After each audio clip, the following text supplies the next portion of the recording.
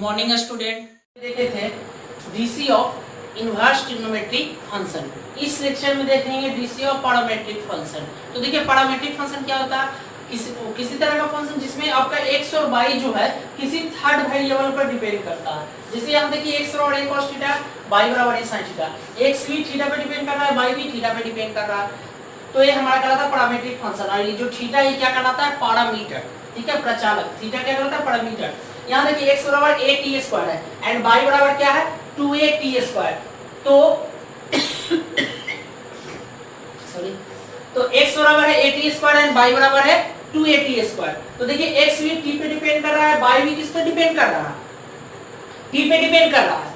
ठीक है, तो यहाँ देखिए दोनों एक थर्ड वेरिएबल पर डिपेंड कर रहा है, x और y दोनों एक थर्ड वेरिएबल t पे डिपेंड कर रहा है। तो यहाँ 2a t कर दीजिए, कोई दिक्कत नहीं। ठीक है, x बराबर a t square and y बराबर 2a t, दोनों एक थर्ड वेरिएबल t पे डिपेंड कर रहा है। और तो यहाँ पर हमारा ये क्या कहलाएगा, पैरामीट्रिक फंक्शन कहलाएगा। और क्या, तो यहाँ पर t पे डिपेंड कर रहा है तो t क्या कहलाएगा, इसका पैरामीटर कहलाएगा। समझ में आ गया? तो पैरामीट्रिक फंक्शन। अब देखिए इसका डीसी निकालना है तो कैसे निकालेंगे, तो जो पैरामीटर रहेगा ना उसके रिस्पेक्ट में आपको डीसी निकाल देना है। तो देखिए पहला इसको सोल्व करते हैं। ठीक है, इसका सॉल्यूशन करते हैं। तो क्या है, x बराबर a cos थीटा। क्या यहाँ देख सकते हैं आप, दोनों का दोनों वेरिएबल जो x और y है वो एक थर्ड वेरिएबल थीटा पे डिपेंड करता है। तो यहाँ पर थीटा क्या हो गया, पैरामीटर। अब थीटा के रिस्पेक्ट में इसका डिफरेंशिएशन करेंगे तो dxy d theta, d a cos theta by d theta. तो ये तो कांस्टेंट है तो एक को बाहर कर लेते हैं। तो cos थीटा का dc थीटा के रिस्पेक्ट में निकाल लेते हैं। तो देखिए cos थीटा का थीटा जैसे cos x का dc x के रिस्पेक्ट में क्या होता है, माइनस sin x। तो cos थीटा का थीटा के रिस्पेक्ट में dc क्या हो जाएगा, माइनस sin थीटा। ठीक है, अब दूसरा क्या था, y। तो y बराबर है a sin थीटा। तो थीटा पैरामीटर है तो थीटा के रिस्पेक्ट में डिफरेंशिएट कर दीजिए। तो क्या हो जाएगा, d a sin theta with respect to theta. ठीक है, अब देखिए क्या है, a कांस्टेंट है, a को बाहर कर दीजिए तो क्या आ जाएगा, d sin theta with respect to theta a। sin theta का dc थीटा के रिस्पेक्ट में, तो जैसे sin x का dc x के रिस्पेक्ट में क्या होता है, cos x।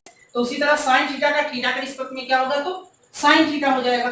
ठीक है, तो sin थीटा आ गया, sin थीटा आ गया। अब आपको निकालना क्या है, तो आपको तो निकालना था डेरिवेटिव, आपको निकालना था dy by dx। आपको ये फाइंड करना है। तो देखिए dy by dx है, देखिए इस पर ऐसा लिख सकते हैं dy by d थीटा, अब divide dx by d theta.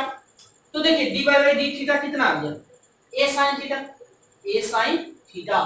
और dx by d थीटा कितना आ गया, dx by d थीटा। देखिए यहाँ निकाले क्या आ गया, माइनस a sin थीटा। तो माइनस a sin थीटा, तो sin थीटा कैंसिल, a से a कैंसिल, तो कितना आ गया, -1। ठीक है, तो dy by dx कितना आ गया, -1। समझ में आ गया आपको? इस तरह से करेंगे। एक और क्वेश्चन है उसे भी डील कर लेंगे। तो यहाँ देखिए, यहाँ आपको पेरीमीटर क्या है, यहाँ पर तो t है, तो t के रिस्पेक्ट में दोनों का डिफरेंशिएशन करेंगे। तो देखते हैं उस क्वेश्चन को। तो वहां भी निकालना है आपको dy by dx। क्या निकालना है, तो dy by dx। तो क्या है, x बराबर a t square and y बराबर 2a t। तो t पैरामीटर है तो सोल्व करेंगे तो x बराबर a t स्क्वायर लेके चलते हैं। पैरामीटर t है तो t के रिस्पेक्ट में निकालेंगे differentiation, d a t square with respect to t। अब क्या करना है, तो a कांस्टेंट है तो a को बाहर कर लेते हैं, dt square with respect to t। अब देखिए जैसे x का करते थे तो dx स्क्वायर बाय dx रहता था, तो उसी तरह dt square by t square. तो क्या करेंगे, पावर को आगे उतार देंगे, पावर में हटा देंगे। तो 2a into t, 2a into t, 2 - 1 1 हो जाएगा, तो t का पावर 1 मतलब t हो गया। फिर क्या है, तो y बराबर है 2a t, t पैरामीटर है इस क्वेश्चन में, तो dy by dt हो गया, d 2a t with respect to t।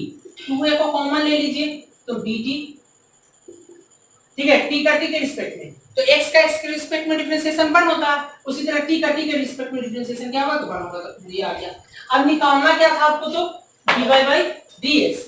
तो dy by dx इसको लिख सकते हैं dy, पैरामीटर dt था। ठीक है, t है तो dx by dt। तो देखिए dy by dt कितना आया, 2a dx by dt कितना आया 2at, तो 2 से कैंसिल तो कितना आ गया 1/t। ठीक है, आपको समझ में आ रहा होगा किस तरह से पैरामीट्रिक फंक्शन को सोल्व करेंगे। एक क्वेश्चन, दो क्वेश्चन और देख लेते हैं।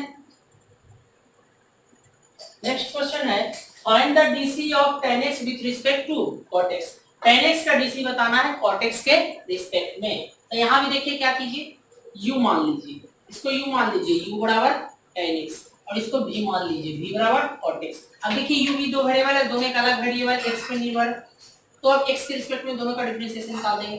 तो du by dx, तो dc of tan x with respect to x, तो tan x का dc क्या होता है sec स्क्वायर x। ठीक है, हो गया। यहां भी कर दीजिए dv by dx, dv by dx, तो यहां क्या हो जाएगा dc of cot x with respect to x। अब cot x का dc क्या होता है, तो minus cot square minus cosec square minus cosec square x होता है। फॉर्मूला पढ़े थे, फर्स्ट लेक्चर जाके देख लीजिए, बहुत ज्यादा इंपॉर्टेंट है वो। cot x का dc है minus cosec square x, cot x का dc है माइनस cosec स्क्वायर x।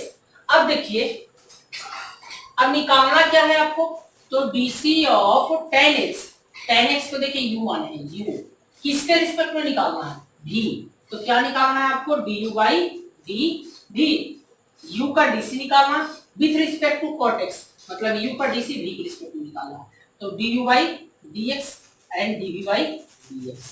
तो देखिए du by dx निकाल चुके हैं, du by dx कितना आया sec square x and dv by dx कितना आया माइनस cosec स्क्वायर x।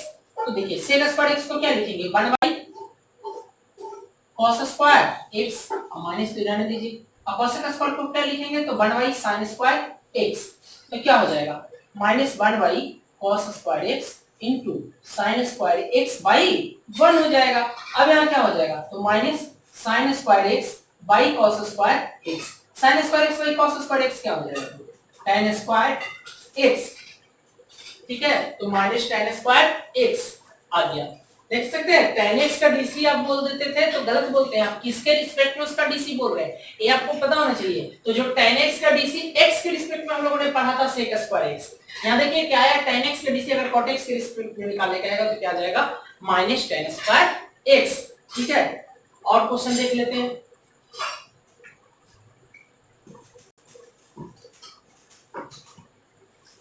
देखिए नेक्स्ट क्वेश्चन क्या है, नेक्स्ट क्वेश्चन है find the DC of cos x with respect to x cube.